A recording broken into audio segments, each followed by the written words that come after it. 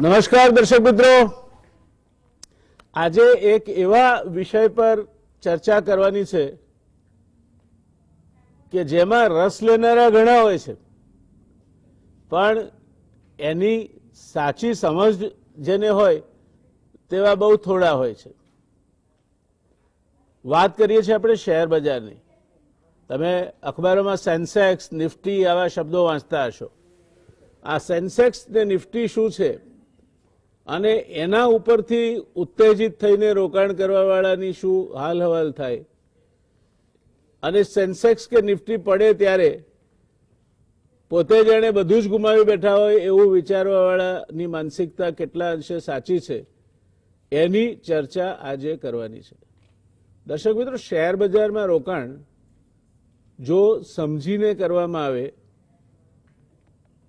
એની પાસેની અપેક્ષાઓનું એક ચોક્કસ મર્યાદા હોય અને જે શેરમાં અથવા જે કંપનીમાં રોકાણ કરતા હોય તેના મેનેજમેન્ટથી માંડીને એની માનસિકતા વિશેની સમજ હોય, તો શેર બજાર નોકરિયાત વર્ગ હોય કે બીજી સાઈડ આવક ઊભી કરવા માટે ઈચ્છુક વ્યક્તિ હોય જેની પાસે પોતાના હાથ વગા નાણાં હોય, તેના માટે એક સારું રોકાણનું માધ્યમ બની શકે. પણ ટીપ આવે એ ટીપ ઉપર આધારિત યાવત જીવમ સુખમ જીવેત ઋણમ કૃત્વા ઘૃતમ પીવેત, દેવું કરીને પણ શેર બજારમાં કરોડપતિ થઈ જવા નીકળનાર માણસને મારે એટલું જ કહેવાનું છે કે શેર બજાર નોટો છાપતું નથી. શેર બજારમાં કોઈ ગુમાવે છે તે સામે કોઈ કમાય છે. એટલે તમે જો કમાવાના મોટા મોટા ઈરાદા રાખતા હો તો સામે એ પૈસા ગુમાવવાવાળો કોણ મૂર્ખ હશે તે પણ તમારે બહુ તટસ્થતાપૂર્વક વિચારી લેવું જોઈએ. શેર એ રોકાણનું એક ઇન્સ્ટ્રુમેન્ટ અથવા સાધન છે અને એ સાધનનો જો વિવેક બુદ્ધિપૂર્વક ઉપયોગ કરવામાં આવે તો એ ખૂબ ઉપયોગી પુરવાર થાય. પણ વિવેક મૂકીને ઉપયોગ કરવામાં આવે ત્યારે એ તમારું હોય તે પણ બધું જ નવું પાણી આવે તે જૂનું લઈને જાય તે પ્રકારની પરિસ્થિતિનું નિર્માણ કરે. દોસ્તો, હમણાં કેટલાક સમયથી બજેટ આવ્યું તે પહેલા શેર બજારમાં એક કડાકો થયો. તે પહેલા શેર બજારની જે સેન્સેક્સ છે તે 50,000ને ટપલી મારી આવી.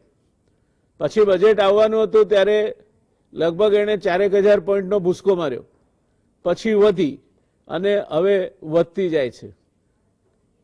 આ શેર બજારની તેજી ખરેખર કોઈ ચોક્કસ કારણોને આભારી છે, કારણ કે શેર બજાર માટે એવું કહેવાય છે કે શેર બજાર ક્યારેક અમેરિકામાં વરસાદ થાય અને છીંકો ભારતમાં ખવાતી હોય તે પ્રકારની અપેક્ષાઓ ઉપર ચડતું અથવા પડતું હોય છે. અને શેર બજારને બીજા અર્થમાં ક્યારેક બેરોમીટર ઓફ ધ ઇકોનોમી પણ કહેવામાં આવે છે. આ બેમાંથી શું સાચું તે તો અનુભવ થાય તેને જ ખબર પડે. પણ શેર બજાર એ ઘણા બધા માટે રસનો વિષય છે. એટલે બજેટ પછી તરત જ અમને લાગ્યું કે શેર બજાર ઉપર ચર્ચા કરીએ, કારણ કે નાણામંત્રીએ એમના બજેટમાં 1,75,000 કરોડ રૂપિયાનું ડિસઇન્વેસ્ટમેન્ટ અથવા ડાયવેસ્ટમેન્ટનું લક્ષ્યાંક રાખ્યું છે. હવે આ લક્ષ્યાંક તો જ સિદ્ધ થાય જો શેર બજાર ફૂલગુલાબી તેજીમાં હોય અને એમના શેરો વેચાય, સારા ભાવે વેચાય. એ જો ના હોય તો એ એમનો જે ડાયવેસ્ટમેન્ટનો જે લક્ષ્યાંક છે તે લક્ષ્યાંક પૂરું ના કરી શકાય. આ વખતે એમણે પૂરતી કાળજી રાખી છે. બજેટમાં એનો રોડમેપ પણ એમણે લગભગ નિયર એક્યુરસી એમણે રોડમેપ પણ આપ્યો છે. અને આમ છતાંય આ બધાનો આધાર શેર બજારની ચાલ ઉપર રહેવાનો.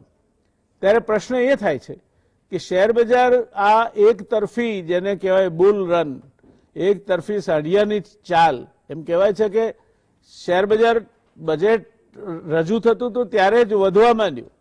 અને કેટલાક લોકો ગમ્મતમાં એવું કહે છે કે નિર્મલા સીતારમણ એ દાડે લાલ રંગની સાડી પહેરીને આવ્યા હતા. અને બુલ એટલે આખલો, એને ભડકાવવો હોય તો લાલ લુગડું બતાવો એટલે એ ભડકે. એટલે આ રંગથી શેરબજારના આખલાઓ ભડક્યા અને એને તેજી તરફી વક્કર શરૂ કર્યો. આમાં તથ્ય જે હોય તે, પણ બજેટ આવ્યા બાદ શેરબજાર એ પાછું તેજીના રસ્તે પડ્યું છે.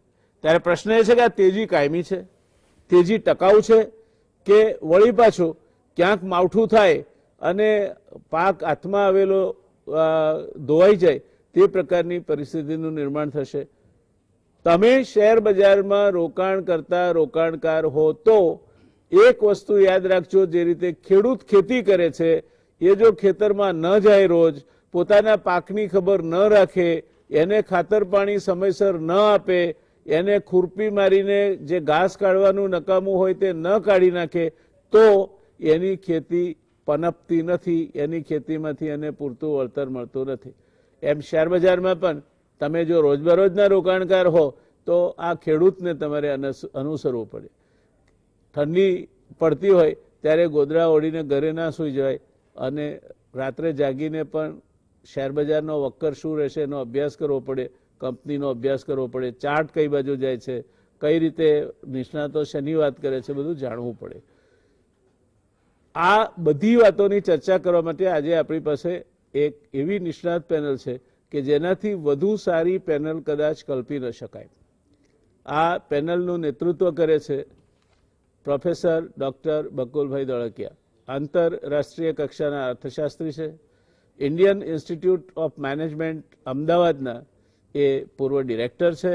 બજેટથી માંડીને નાણાકીય વ્યવસ્થાપનના દરેક ઇન્સ્ટ્રુમેન્ટ બાબત બકુલભાઈ ખૂબ ઊંડી સમજ ધરાવે છે અને એ કારણથી મૂળ પાયો આનો શેરબજારનો એ ક્યાંક હલી નહીં જાય ને એની ચિંતા કરવા માટે આપણે બકુલભાઈ સાહેબને નિમંત્ર્યા છે. અસીમભાઈ મહેતા ચાર્ટર્ડ એકાઉન્ટન્ટ છે અને પોતે એક રોકાણકાર પોતે પણ છે અને રોકાણકારોનું રોકાણ પોર્ટફોલિયો મેનેજમેન્ટ પણ અસીમભાઈ કરે છે. CNBC જેવી બિઝનેસ ચેનલ પર અવારનવાર શેરને લગતી બાબતો ઉપર અસીમભાઈને સાંભળવા એ એક લાવો છે. આજે અસીમભાઈ આપણી વચ્ચે છે. મારી પેનલમાં અસીમભાઈ પહેલી વખત આવે છે. ગુજરાત સમાચાર ટેલિવિઝન માટે અસીમભાઈ એ નવો ચહેરો નથી. રવિભાઈ દિયોરા એ પણ અમારા સાથીદાર તરીકે ઘણી વખત ગુજરાત સમાચાર ટેલિવિઝનના દર્શક મિત્રો સામે પ્રસ્તુત થઈ ચૂક્યા છે. કુંવરજી એન્ડ સન્સ એનું બહુ મોટું કામ છે એમનું અને શેર બજાર વિશે ખૂબ ઊંડી સમજ ધરાવે છે. લુક્સ કુડ બી ડિસેપ્ટિવ એવું અંગ્રેજીમાં કહેવાય છે કે તમે કોઈના ચહેરાને જોઈને કંઈ અંદાજ મૂકો તો ક્યારેક છેતરાવ. રવિભાઈની જે આવડત છે અને એમની જે માસ્ટરી અથવા તો નિપુણતા છે એને એમના આ સરળ લાગતા ચહેરા પરથી માપવા જેવી નથી. શેર બજાર વિશે જાણકારી અને શેર બજારમાં એક ખૂંખાર ઓપરેટર તરીકે કામ કરવાની ક્ષમતા રવિભાઈ ધરાવે છે.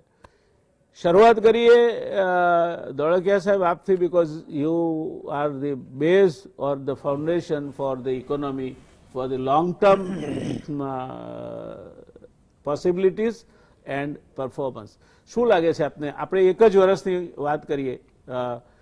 આ નિર્મલા સીતારામનનું બજેટ આવ્યું અને આવતું બજેટ આવે એ એક વર્ષના ગાળામાં શેર બજાર કઈ રીતની ગતિ કરશે? શું લાગે છે આપને? એના માટેના ફંડામેન્ટલ્સ કેવા રહેશે? અર્થવ્યવસ્થા શું કહે છે?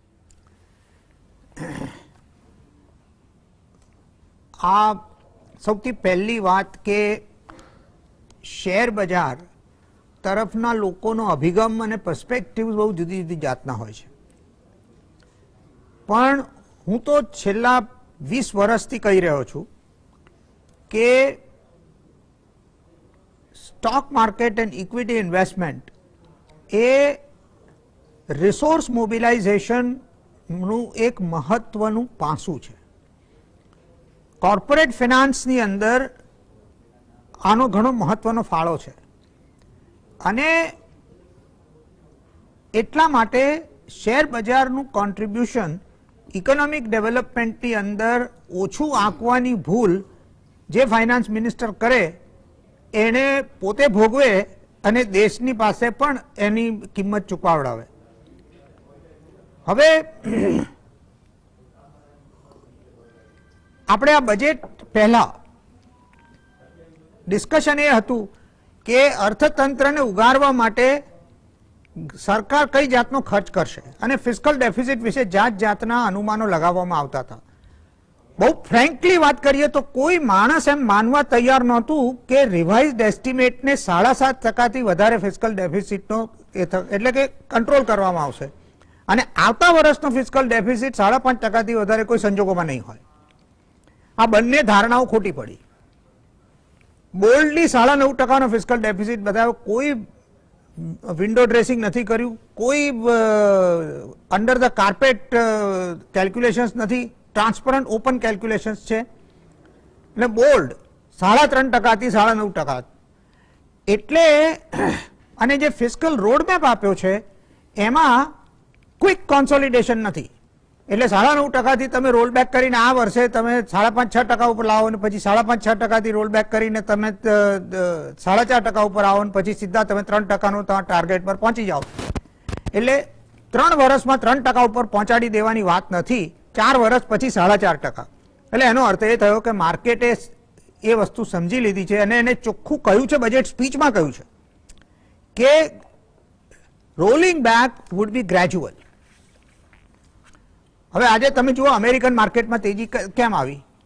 કારણ કે ત્યાં ફેડ ચેરે કહ્યું કે અમે આટલું બધું જે બોન્ડ ને બધી વસ્તુ બાય કરી રહ્યા છીએ એ અમારું બાય કરવાનો જે પ્રોગ્રામ છે એને ગ્રેજ્યુઅલી રોલ બેક કરીશું.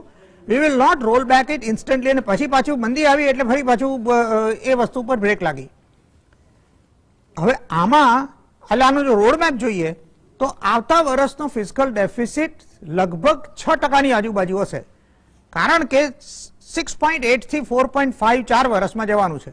એટલે 2.3 divided by 4 is 0.6 per year. એટલે આવતા વર્ષે 6%. હવે આવતા વર્ષે જો 6%નો ફિસ્કલ ડેફિસિટ હશે એ મોટી લાર્જર નોમિનલ જીડીપી ઉપર હશે તો તમે વિચાર કરો કે એબ્સોલ્યુટ ટર્મ્સમાં fiscal deficit would be higher than the fiscal deficit this year. એટલે સરકાર ગ્રોથ પાથ ઉપર પાછા ફરવા માટે કટિબદ્ધ છે અને ગ્રોથને સસ્ટેઇન કરવા માટે કટિબદ્ધ છે એની ખાતરી માર્કેટને થઈ. હવે બીજો ચિંતાનો વિષય એ હતો કે જો ફિસ્કલ ડેફિસિટ ઘણો વધારે હોય તો અર્થતંત્રમાં ઇકોનોમિક ગ્રોથ આવે, જીડીપી ગ્રોથ વધે, પણ પછી એની સાથે સાથે ઇન્ફ્લેશન આવે. જો ઇન્ફ્લેશન આવે તો પછી રિઝર્વ બેંક ઇન્ટરેસ્ટ રેટ વધારવાના શરૂ કરે. એટલે પછી મોનેટરી પોલિસી અને ફિસ્કલ પોલિસી ઓપોઝિટ ડિરેક્શનમાં જાય. એટલા માટે મને આજની મોનેટરી પોલિસીમાં સૌથી વધારે મહત્વની વાત હતી ઇન્ફ્લેશન ટાર્ગેટિંગ. અને ઇન્ફ્લેશન ટાર્ગેટિંગ ઉપર રિઝર્વ બેન્કે એસ્ટિમેટ કરીને કહ્યું છે કે હવે આખું વર્ષ પૂરું થયું એટલે 9.5% ફિસ્કલ ડેફિસિટની અસર ફોર્થ ક્વાર્ટર એટલે જાન્યુઆરીથી માર્ચના ક્વાર્ટરમાં વર્તાવાની શરૂ થઈ જાય. ઇકોનોમિક પ્રોસેસીસની વાત કરીએ તો રિઝર્વ બેન્કે કહ્યું કે એનો ઓરિજિનલ ફોરકાસ્ટ હતો 5.8% ઇન્ફ્લેશનનો, જે ઘટીને 5.2% થશે.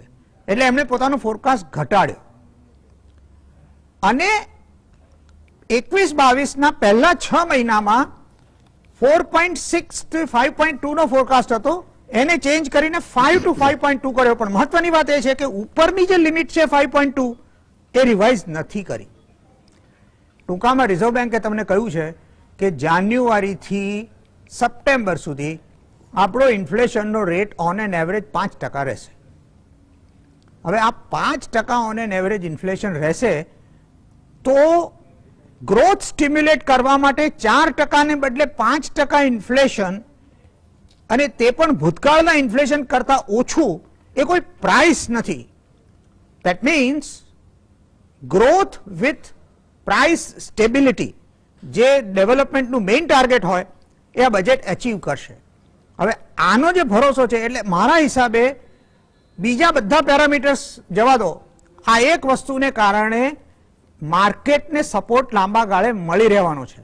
અને બીજી વસ્તુ કે લિક્વિડિટી મેનેજમેન્ટ એ લાંબા સમય સુધી ચાલુ રહેશે. ધેટ મીન્સ લિક્વિડિટીનું ઇન્જેક્શન ચાલુ રહેશે. કેશ રિઝર્વ રેશિયો 1% થી વધારશે, એની સામે જે લિક્વિડિટી પંપ આઉટ થશે એની કોરસ્પોન્ડિંગ લિક્વિડિટી પમ્પ ઇન થવાની છે. એટલે માર્કેટને લિક્વિડિટીની ઉણપ મળવાની નથી. એટલે આ બધી દ્રષ્ટિથી જો વિચાર કરીએ અને આવતા વર્ષે હું તો માનું છું, મેં તો પહેલા પણ કહ્યું હતું કે 10.5% રિઝર્વ બેંકનો એસ્ટિમેટ કન્ઝર્વેટિવ છે. નિર્મલા સીતારામનના કેલ્ક્યુલેશન 10% ઉપર આધારિત છે. ઇકોનોમિક સર્વે 11% કહ્યું છે. IMF 11% જીડીપી ગ્રોથની વાત કરી છે. હું એમ માનું છું કે મિનિમમ 12% જીડીપી ગ્રોથ આવતા વર્ષે હશે. મિનિમમ 14% હોય તો મને નવાઈ નહીં લાગે. અને માટે આપણા મેક્રો ઇકોનોમિક ફંડામેન્ટલ્સ ઘણા સ્ટ્રોંગ થવાના છે.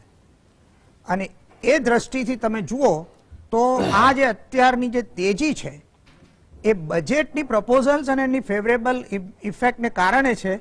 અને એને કારણે જે કોર્પોરેટ અર્નિંગ્સની અંદર ઇમ્પ્રુવમેન્ટ આવશે એને લીધે એ સસ્ટેઇન થશે મારા હિસાબે. અને બીજું એકોમોડેટિવ સ્ટાન્સ આરબીઆઈનું આખા વર્ષ સુધી બદલાવાનું નથી. એને કહી દીધું માર્ચ 2022 સુધી એકોમોડેટિવ સ્ટાન્સ ચેન્જ થવાનું નથી.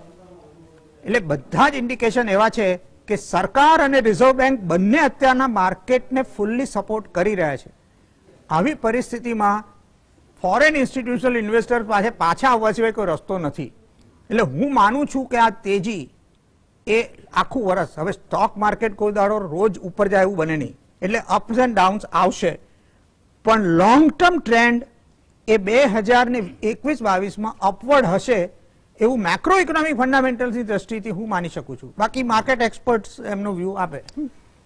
રવિભાઈ, ઘણીવાર આપણે વાંચીએ છીએ છાપામાં એકદમ બરાબર સેન્સેક્સ જામ્યો હોય, પતંગ પૂરી હવામાં ઉડતો હોય અને ત્યારે પછી કોઈ કહે કે કરેક્શન આવવાનું છે. તો આ કરેક્શન શું છે અને કેમ આવે છે? કરેક્શન એટલે કરેક્ટ થવું, એનું એક એક્સટેન્શન છે કે હંમેશા પેલું જે ગ્રેવિટીનો નિયમ છે કે જેટલા ઊંચા બેઝ વગર તમે ઉડો એટલું જ તમારે નીચું આવવું જોઈએ. તો જે રીતે ધોળકિયા સરે કીધું કે જે રીતે ઇકોનોમીનો બેઝ ઉપર જતો જશે માર્કેટને પણ ઉપર જવું જોઈએ. હા, આ બેઝ થી જેટલું ઉપર વધારે ચડશે એટલું માર્કેટને નીચે આવવું પડશે. આ માર્કેટને નીચે આવવાની જે પ્રોસેસ છે એ કરેક્શન છે. મીન્સ કે આજે કઈ એને વસ્તુ ખોટી કરી લીધી છે અને એ મીન્સ કે આજે 100 રૂપિયા ચાલવાનું છે અને 200 રૂપિયા ચાલી ગયા છે અને પછી પાછા 100 રૂપિયા આવે છે. આ એક કરેક્શન છે. મીન્સ કે આજે ઓવર રિએક્શન નું એક કરેક્શન હંમેશા માર્કેટમાં થાય છે. અને તમે જે આગળ રેડ સાડીનું કીધું, ફાઇનાન્સ મિનિસ્ટરે તે દિવસ જે રેડ સાડી પહેરી હતી, પરંતુ એની બોર્ડર જો ને એ ગ્રીન હતી. તો જેને ફોટો અંદરથી જોયો છે અને બોર્ડર જોયો તો કદાચ એ ગ્રીનરી ખબર પડે કે છેલ્લે બોર્ડરમાં માર્કેટ ઉપર જ જવાનું છે. તો ડેફિનેટલી માર્કેટને શું પસંદ છે? માર્કેટને નિશ્ચિતતા પસંદ છે. માર્કેટના ઇકોનોમીના કોઈ પણ ઇકોનોમી છે, યુએસની ઇકોનોમી હોય કે ઇન્ડિયન ઇકોનોમી હોય, તો આ ઇકોનોમી ચાલવાની છે, ઓછા વત્તા અંશે ચાલવાની છે. આજે 5% તો કાલે 10%. પરંતુ માર્કેટમાં હંમેશા સર્ટનિટી છે, માર્કેટને પસંદ છે. જે રીતે પ્રેસિડેન્ટ યુએસ પ્રેસિડેન્ટ જો બાઇડનનું ઇલેક્શનમાં એ એઝ અ પ્રેસિડેન્ટ બના તો એમને કઈ એવી પોલિસી હજી સુધી નથી આપી. પરંતુ યુએસનું માર્કેટ શું કામ ચાલે છે? કારણ કે એને ખબર છે કે હવે ટ્વિટર ઉપર પોલિસી નથી બનવાની. હવે જે પોલિસી બનશે વ્હાઇટ હાઉસમાં બનશે, કોઈ ઇકોનોમિક એડવાઇઝરના સ્ટાફથી બનશે અને એનું અનાઉન્સમેન્ટ ફોર્મલી થશે. એટલે ઓવરનાઇટની જે અનિશ્ચિતતા હતી યુએસમાંથી હટી અને એના હિસાબે નાસ્ટેકમાં 54%નું રિટર્ન આપણા કરતા પણ વધારે છે. 3 વર્ષમાં નાસ્ટેક 100%નું રિટર્ન આપી દીધું છે, કારણ કે એમને સર્ટનિટી પસંદ છે. સેકન્ડ, જે બજેટ આવ્યું, બજેટમાં પણ એવું લાગતું હતું કરેક્શન આવશે, કદાચ કઈ અનાઉન્સમેન્ટ નો નેગેટિવ મીન્સ પોઝિટિવ હતું. પરંતુ જે બજેટને જો તમે ક્લબ કરીને આગળના 5 મિની બજેટ સાથે ક્લબ કરી અને આખા વર્ષનું જે ગવર્મેન્ટનું જે અનાઉન્સમેન્ટ હતું એ જોઈને જો કોઈ માર્કેટની સાથે રિસર્ચ કરે તો કદાચ એને પોઝિટિવ છે. સાથે સૌથી પોઝિટિવ વસ્તુ એ છે કે એમાં કઈ એક્ઝાગરેશન નહોતું, કે એમને કહી દીધું કે છેક આવતા 4 થી 5 વર્ષ ફિસ્કલ ડેફિસિટનો આંકડો છે એ 4.5% ઉપર જ, મીન્સ અત્યારે જે ફિસ્કલ ડેફિસિટ લાસ્ટ 2 વર્ષની છે એની એવરેજ કરતા 1% તો વધુ 5 વર્ષ પછી પણ રહેવાનો છે. એના હિસાબે એવું થયું કે બજેટ ગ્રોથ ઓરિએન્ટેડ રહ્યું. મીન્સ કે આજે એવું નથી કે કાલે ઉઠીને સરકાર કદાચ આ જે સ્ટિમ્યુલસ મેઝર્સ કે આ મોટા પ્રમાણમાં લિક્વિડિટી, ઇન્ફ્રા, હેલ્થકેરના એક્સપેન્સીસ આ વર્ષે કરા છે, આવતા વર્ષે નહીં કરે. તો એક માર્કેટને એવું લાગ્યું કે ગવર્મેન્ટ હવે ગ્રોથના પ્રોસ્પેક્ટિવથી બજેટ બનાવી રહ્યા છે. સાથે પીએલઆઈ સ્કીમ છે, આ તે ઘણું એવું સેક્ટર સ્પેસિફિક ઘણા ન્યૂઝ રહ્યા. બેડ બેંક, જે બેંકો જે આ તેજી આવી છે છેલ્લી માર્કેટમાં, એ પર્ટિક્યુલર બેડ બેંકના અનાઉન્સમેન્ટને હોપને લઈને આવી છે. કાલે તમે એનું એક્ઝામ્પલ જો સ્ટેટ બેંક ઓફ ઇન્ડિયાએ પોતાના કંપનીના રિઝલ્ટ જે ક્વાર્ટરલી રિઝલ્ટ બેંકો આપે છે એ રિઝલ્ટ આપું રિઝલ્ટ જેવું સ્ટેટ બેંક ઓફ ઇન્ડિયા આપવું એનો પ્રોફિટ હોય કે એની પ્રોફિટેબિલિટી એના એનપીએસ માર્કેટની અપેક્ષા કરતા ઓછા હતા, ખરાબ હતું રિઝલ્ટ. પણ એમના ચેરમેને આવીને કીધું કે અમે બેડ બેંક માટે એમને કન્સેપ્ટ આપવું માર્કેટને કે શું છે બેડ બેંક અને આને ફાઇનાન્સ કોણ કરશે, આની ક્લેરિટી થોડી આપી અને એવું જ SBI ના શેરમાં 7% ને આજે બીજા 10% વધારો થયો. મીન્સ કે માર્કેટ હંમેશા છે એ માર્કેટ કોઈને કોઈ ફેક્ટરને કંટ્રોલ કરવાની ટ્રાય કરે છે. હાલાકી ઘણીવાર માર્કેટનું શું હોય છે કે લિક્વિડિટીના હિસાબે માર્કેટ એની એકચ્યુઅલ પરિસ્થિતિ કરતા વધુ ચાલી જાય છે. લાઈક અત્યારે પણ માર્કેટનો જે તમે પ્રાઇસ અર્નિંગ રેશિયો જોશો તો 41 નો પ્રાઇસ અર્નિંગ મેં મારા કેરિયરમાં કે કોઈ પણ અસીમભાઈ પણ એમના કેરિયરમાં કદાચ 41 નો પી કોઈ જોયો જ નથી. અમે ના તો પ્રાઇસ ટુ બુક અમે 4 ઉપર જોયો છે, એ પણ અત્યારે ઓવરવેલ્યુડ છે. પણ જે ગ્લોબલ લિક્વિડિટી છે એ માર્કેટનું સૌથી મોટું રીઝન છે. ગત સપ્તાહમાં FIS દ્વારા ભારતીય શેર બજારમાં 12 થી 13 હજાર કરોડનું સેલ કરવામાં આવ્યું. આ જે 12 થી 13 હજાર કરોડનું સેલ હતું એ પેન્ડેમિક પછીનું હાઈએસ્ટ વીકલી સેલ હતું. તો માર્કેટને એવું હતું કે કદાચ ફંડામેન્ટલ ઓવર થઈ ગયા, હવે કદાચ કરેક્શનનો ફેઝ ચાલુ થયો, FIS ઇન્ડિયન ઇક્વિટીઝમાં ટર્ન થયા. પણ FIS ફરીથી મેં લાસ્ટ ઘણી ડિબેટમાં પણ કીધું છે કે FI જે 2 માર્ચમાં જે ભૂલ કરી હતી સેમ રિપીટ કરી. આજ અઠવાડિયે FI દ્વારા 14,000 કરોડનું ફરીથી ભારતીય શેર બજારમાં બાઇંગ થયું. તો આ બાઇંગ શું કામ કરી રહ્યા છે? એની પાસે ઓપ્શન નથી. બ્રિક્સ નેશનમાં જે ઇન્ડિયા આઉટ પરફોર્મ કરી રહ્યું છે, અત્યારે ગ્લોબલી જે હું ઇન્વેસ્ટમેન્ટનો ફ્લો જોઈ રહ્યો છું કે ફંડ હાઉસીસનો ફ્લો જોઈ રહ્યો છું, 3 દેશો ઉપર વધારે છે. પહેલું તાઇવાન છે, સેકન્ડ સાઉથ કોરિયા છે અને થર્ડ ઇન્ડિયા છે. હવે સાઉથ કોરિયાના માર્કેટ ગત વર્ષમાં 50% ચાલ્યા, બીજા 15% આ વર્ષમાં ચાલી ગયા. સેમ જો તમે તાઇવાન જોશો તો એ પણ કમ્બાઇન્ડ 50% ચાલુ છે. એની સાપેક્ષમાં ભારતીય શેર બજાર માત્ર 25% ઉપર છે. તો આ પણ એક વેલ્યુએશન ગેપ છે. સેકન્ડ કે જે આગળ 2008 થી લઈને 2012 આ 4 વર્ષના જે ઇકોનોમિકની ખરાબ પરિસ્થિતિ હતી ત્યારે જે ગ્લોબલ સેન્ટ્રલ બેન્કર હોય કે પછી એના ફેડરલ ગવર્મેન્ટ્સ હોય એમના દ્વારા જે સ્ટિમ્યુલસ પેકેજીસ ને લિક્વિડિટી આપવામાં આવી હતી માત્ર 6 થી 7 ટ્રિલિયન ડોલર અને એના જ હિસાબ આટલા વર્ષ આપણે રિકવરીના થયા. આ વર્ષે જે લિક્વિડિટી આ 6 થી 7 મહિનામાં જે ફેડરલ ગવર્મેન્ટ્સ ને સેન્ટ્રલ બેન્કર્સ દ્વારા જે લિક્વિડિટી ઠાલવવામાં આવી એની અમાઉન્ટ હતી 21 ટ્રિલિયન ડોલર. ભારતીય ઇકોનોમી 3 ટ્રિલિયન ડોલર પણ નથી, એની સામે 21 ટ્રિલિયન ડોલરની ગ્લોબલ લિક્વિડિટી ખાલી હતી. આનું મુખ્ય રીઝન હતું યુએસના ઇલેક્શન. તો આના હિસાબે આ જે બધી પરિસ્થિતિ ભેગી થઈ એના હિસાબે ફંડામેન્ટલ ઘણીવાર ન્યૂઝ આવે કે ના આવે પણ શેર બજાર ચાલે છે એનું એક બીજું પણ રીઝન આ છે કે લિક્વિડિટી ઇનફ છે અને FIS પાસે ભારતીય માર્કેટ સિવાય કોઈ સસ્તો ઓપ્શન ગ્લોબલી નથી. મારે એક નાના બ્રેક માટે રોકાવું પડશે પણ એ પહેલા એક વાક્યમાં આ બધું આપણે જે કહ્યું ને એ તો વિદ્વાનો માટેની વાત છે. સામાન્ય રોકાણકારે અત્યારના સંજોગોમાં શેર બજારમાં પૈસા રોકવા કે નહીં એના વિશે એક કે બે વાક્યમાં આપને શું કહેવાનું છે?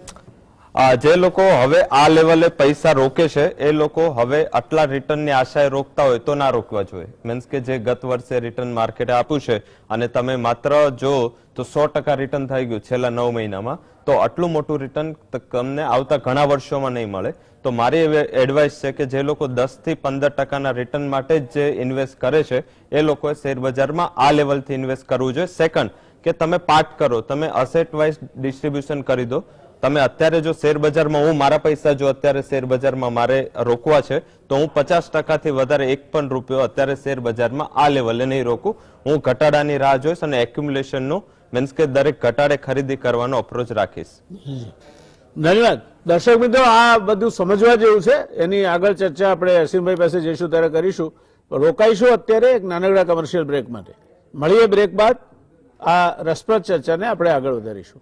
નમસ્કાર દર્શક મિત્રો, બ્રેક બાદ ફરી એકવાર આપનું આ રસપ્રદ ચર્ચા શેર બજાર એ આખલો દોડશે કે પરપોટો ફૂટી જશે એની ચર્ચામાં આપનું સ્વાગત છે. જઈશું આપણે અસીમભાઈ પાસે. અસીમભાઈ, આ સેન્સેક્સ નિફ્ટી આ બધા શબ્દો સાંભળે છે સામાન્ય રોકાણકાર, તો રોકાણ કરવા માટે એની કેટલી અગત્યતા છે અને આજે અત્યારે 50,000 ઉપર નિફ્ટી જઈ રહી છે તે બરાબર રહેશે કે પછી દાબ કરું તો પાછો એ પરપોટો ફૂટીને નીચે પડશે? જે સૌ પ્રથમ તો જે આપણે કહ્યું કે સેન્સેક્સ અને નિફ્ટી શું છે, કોઈ પણ માર્કેટને એક માપવા માટેનું જે કહી શકાય મિકેનિઝમ, એમાં સેન્સેક્સની સૌ પ્રથમ વાત કરીએ તો બીએસસીનો સેન્સેક્સ કે જે સૌથી જૂનામાં જૂનો છે, જ્યારે આપને ખ્યાલ હશે કે મુંબઈ સ્ટોક એક્સચેન્જ એક સૌથી લીડ ગણાતું હતું અને ભારત દેશમાં ઘણા બધા રિજનલ સ્ટોક એક્સચેન્જ હતા. એ પછી ધીમે ધીમે રિજનલ સ્ટોક એક્સચેન્જ બધા બંધ થઈ ગયા અને બીએસસી એક બોમ્બે સ્ટોક એક્સચેન્જ એક જ રહ્યું. અને પછી નિફ્ટી, જે નિફ્ટી એટલે કે નેશનલ સ્ટોક એક્સચેન્જની બેન્ચમાર્ક, એ નિફ્ટીનો શરૂઆત થઈ. 2000માં નિફ્ટી 1200 જેવી હતી અને આજે જ્યારે આપણે ચર્ચા કરી રહી હિસ્ટોરિક એટલા માટે છે કે આજે નિફ્ટીએ 15,000 અને સેન્સેક્સે 51,000નું લેવલ ટચ કર્યું. હવે જ્યારે આ પ્રશ્ન ઊભો થાય એ આપણે માર્કેટમાં તેજી છે કે મંદી છે એવું ઇન્ડિકેટ કરતું હોય છે. આના સિવાય પણ ઘણા બધા ઇન્ડેક્સીસ છે, પબ્લિક સેક્ટર બેંકના છે, હેલ્થકેર ઇન્ડેક્સ છે, અલગ અલગ ઇન્ડેક્સ છે, પણ જે પોપ્યુલર છે આપણા જે જનરલ નોટેશનમાં એ સેન્સેક્સ અને નિફ્ટી માટે આપણે ચર્ચા કરતા હોઈએ છીએ. તો નિફ્ટી 50 કહે છે. નિફ્ટી 50 એટલે 50 શેરનું એક બાસ્કેટ છે. 50 એકચ્યુઅલી 50 નથી, 51 છે, પણ નિફ્ટી 50 તરીકે એ ફેમસ છે. એમાં દરેક કંપનીને અલગ અલગ વેટેજ આપવામાં આવ્યું છે. દાખલા તરીકે ટીસીએસ છે, માર્કેટ કેપિટલાઇઝેશન પ્રમાણમાં અલગ અલગ કંપનીને અલગ અલગ વેટેજ આપવામાં આવ્યું છે. રિલાયન્સ 200 રૂપિયા વધે તો એની ઇફેક્ટ નિફ્ટી ઉપર વધારે આવતી હોય છે. અને સેન્સેક્સની વાત કરીએ તો સેન્સેક્સ 30 શેરનું એક બાસ્કેટ છે. હવે જ્યારે બી નોર્મલ આપણે ચર્ચા કરતા હોઈએ તો નિફ્ટી ઉપરનું ફોકસ એટલા માટે વધારે છે કે તમે જો ટ્રેડિંગ વોલ્યુમ જોશો માર્કેટનું તો નિફ્ટી જે એક ફ્યુચર ઓપ્શનમાં નિફ્ટી બહુ જ એક્ટિવલી ટ્રેડેડ છે. એટલે આખા બાસ્કેટ છે, 51 શેરનું બાસ્કેટ એમાં ટ્રેડ થતું આવ્યું છે. એટલે નિફ્ટીની વધઘટ આપણને એ પ્રમાણે જોવા મળે છે. ને જે હમણાં જે શરૂઆતમાં વાત કરી સાહેબે કે માર્કેટ છે એ ઇકોનોમીનું એક બેરોમીટર ગણાતું હોય છે. 2-3 વસ્તુ મારે કહેવી છે કે માર્કેટ એટલા માટે અગત્યનું છે, તો માર્કેટનું જે કોમ્પોઝિશન અથવા એનું જે વર્કિંગ છે અને લોકોનું રોકાણ છે, આ બધું એટલા માટે મહત્વનું છે કે એક તો સૌથી પ્રથમ કોર્પોરેટ ફંડિંગ માટે પહેલી વસ્તુ છે. બીજી વસ્તુ ડિસઇન્વેસ્ટમેન્ટ જ્યારે બી ગવર્મેન્ટ કરે છે એને પણ ફંડ્સ મળે છે. પણ જો આપણે રિટેલ ઇન્વેસ્ટરની વાત કરીએ તો જે માર્કેટ છે સ્ટોક માર્કેટ એટલા માટે મહત્વનું છે કે ઇન્ફ્લેશન સામે કોઈ પણ વસ્તુ હેજ થઈ શકતી હોય તો મારી દ્રષ્ટિએ ઇક્વિટી છે અને મારો અનુભવ છે કે કેટલા વર્ષોમાં જો તમે માર્ક કરશો તો નિફ્ટી અને આપણું જે ઇન્ફ્લેશનરી ટ્રેન્ડ છે એ હંમેશા મેચ થતું આવ્યું છે. એટલે જો આપણા કોઈ પણ ઇન્વેસ્ટમેન્ટને તમારે હેજ કરવું હોય તો ઇક્વિટીમાં કરવું જોઈએ. જ્યારે હું આ શબ્દ કહું છું ત્યારે એટલા માટે મહત્વનું છે, ગમે તે સ્ટોકમાં આપણે ઇન્વેસ્ટમેન્ટ નથી કરતા, ફંડામેન્ટલી સ્ટ્રોંગ, ડિવિડન્ડનો ટ્રેક રેકોર્ડ, પ્રમોટરનો ટ્રેક રેકોર્ડ, એમના રિઝલ્ટ્સ, એમના વેલ્યુએશન્સ, આ બધા ઉપર ફોકસ કરીને આપણે રોકાણ કરીએ તો મારી દ્રષ્ટિએ કોઈ પણ દિવસે આપણે ડિસઅપોઇન્ટમેન્ટ થવું નથી પડતું. હવે જ્યારે વાત રહી કે 15,000ની નિફ્ટી કે 51,000નો સેન્સેક્સ, આનું હવે શું, તો થોડુંક આપણે પાસ્ટમાં જઈએ કે જ્યારે માર્ચ 23 જ્યારે માર્કેટમાં એક મોટો ઘટાડો આવ્યો એ પહેલાં સેન્સેક્સ નિફ્ટી 12,151ની હાઈટ ઉપર ચાલતી હતી અને એ પછી આપણને મોટો ઘટાડો પેન્ડેમિકના હિસાબે જોવા મળ્યો. હવે ઘટીને જ્યારે 7,500 નિફ્ટી થઈ, આપને ખ્યાલ હશે કે 7,500 નિફ્ટી 2014માં હતી. એટલે જ ઘણા બધા ઇન્વેસ્ટરને આ વસ્તુમાં વેલ્યુ દેખાઈ. અને જેમ હમણાં રવિભાઈએ વાત કરી કે બિકોઝ ઓફ પેન્ડેમિક લગભગ બહારની બધી જ ઇકોનોમીએ પોતાની લિક્વિડિટી ઇઝ કરી હતી અને માર્કેટમાં ખૂબ જ મોટી લિક્વિડિટી આવી. એ કારણોસર આપણા માર્કેટમાં પણ બહુ મોટું ફંડ આવ્યું અને 7,500 ઉપરથી આપણને ઝડપથી એક V-શેપ રિકવરી જોવા મળી. ઘણી વખત એવું થતું હોય છે કે નિફ્ટીમાં રિકવરી આવી પણ ઘણા લોકો કન્વિન્સ થતા નહોતા કે બધું માર્કેટ બંધ છે, ડિપ્રેસિંગના વાતાવરણ છે. એટલે ટેકનિકલ વાત કરું છું, એમાં ઘણું બધું એક સેલિંગ પોઝિશન પણ ઊભી થતી હતી અને એ કારણસર માર્કેટ વધતું ચાલતું હતું. બીજી બાજુ એક બાજુ મોટા પ્રમાણમાં ડિલિવરી લેવાતી હતી, બીજી બાજુ શોર્ટ સેલ થતું હતું, એટલે માર્કેટને એક બુસ્ટિંગ મળ્યા કરતું હતું. હવે આમ તમે જો એબ્સોલ્યુટ ટર્મ્સમાં જો રવિભાઈએ પણ ચર્ચા કરી કે 12,000 ને આપણે અત્યારે 14,000 એટલે લગભગ 25%નું રિટર્ન આમ યર ઓન યર ગણી શકાય. પરંતુ 7,500નો લો જોઈએ આપણે અને એમાંથી આપણે 14,000 એટલે 15,000 નિફ્ટી એટલે ઓલમોસ્ટ ડબલ થઈ ગઈ નિફ્ટી અને સેન્સેક્સ 25 ના 50 થઈ ગયો, એટલે આમ 100% રિટર્ન થઈ ગયું. પણ તમે જો કમ્પેરિઝન કરશો in comparison two last year તો ઇટ ઇઝ અરાઉન્ડ 20 to 25%. એટલે હવે અત્યારે વેલ્યુએશનની વાત ઉપર આવી આપણે કે આ લેવલે વેલ્યુએશન્સ કેવા, તો હું ચોક્કસ એવું માનું છું કે વેલ્યુએશન્સ એબ્સોલ્યુટ ટર્મ્સમાં ગણીએ તો ચોક્કસ મોંઘા ગણી શકાય. બજેટે સારું એવું ફ્યુઅલ આપ્યું છે, ઘણા બધા પ્રોવિઝન્સ આપ્યા છે, બેડ બેંકની વાત કરી, એસેટ મોનેટાઇઝેશનની વાત કરી, અને ખાસ કરીને જ્યારે ડેફિસિટ ફિનાન્સિંગ કેપિટલ એક્સપેન્ડિચર માટે વાપરવામાં આવ્યું છે તો માર્કેટને ચોક્કસ વધાવી લીધું છે. મારી દ્રષ્ટિએ માર્કેટમાં જે અંડર કરંટ છે સ્ટ્રોંગ રહેશે, પરંતુ આપણે એક વસ્તુ સમજવી પડે કે 15,000ની નિફ્ટી લેવલ મેન્ટેન થાય એવી શક્યતા અત્યારે ઓછી છે, ઘટાડો આવી શકે છે, અને જો રિઝનેબલ લેવલ ગણીએ તો 13,600 યા 13,200 પણ આવી શકે છે. પણ ઓવરઓલ એને 13,200નો ટ્રેન્ડને એવું માની શકાય કે આપણે હાયર બોટમ હાયર ટોપ પર જઈ રહ્યા છીએ. તો જે ઘટાડો આવે છે એ બાઇંગ ઓપોર્ચ્યુનિટી રહેશે, સારા સ્ક્રિપ્ટમાં ઇન્વેસ્ટમેન્ટ કરવાની તક મળશે ઇન્વેસ્ટરને, અને અગેન આપણને બાય યર એન્ડ એટલે કે આપણે જો માર્ચ 2022ની વાત કરીએ તો નિફ્ટી કેન બી 17,000 18,000. અત્યારે કોઈ પણ જાતનું ગેસ છે, પણ ડેફિનેટલી માર્કેટ સારું આપણને રિટર્ન આપશે. મારું એટલું જ એક વધારાનું કહેવું છે કે હવેના જે સમય છે એમાં જે કોર્પોરેટ અર્નિંગ છે એના ઉપર પણ ફોકસ રહેશે. આપણે અત્યાર સુધીના અર્નિંગ જોયા, કારણ કે જો જ્યારે સપ્ટેમ્બરના અર્નિંગ આવ્યા ત્યારે એક ચોક્કસ હોપ થઈ હતી કે આપણે ઘણું બધું ઇમ્પ્રૂવ કરી રહ્યા છીએ. ખાસ કરીને પેન્ડેમિકમાં દરેક કોર્પોરેટમાં તમે જોશો તો પોતાના જે એક્સપેન્સીસ છે એના ઉપર ઘણો બધો કંટ્રોલ કર્યો છે. પેન્ડેમિકે બધાને ઘણું શીખવાડ્યું છે, એમ કોર્પોરેટને પણ શીખવાડ્યું છે. એના એક સ્ટડી પ્રમાણે એડમિનિસ્ટ્રેટિવ ખર્ચામાં ઘણી બધી કંપનીમાં લગભગ 20 થી 22% ઘટાડો જોવા મળ્યો છે, which is by any standard fantastic કહેવાય. એટલે અર્નિંગ તમે જોશો તો એક પછી એક સારા અર્નિંગ આવી રહ્યા છે.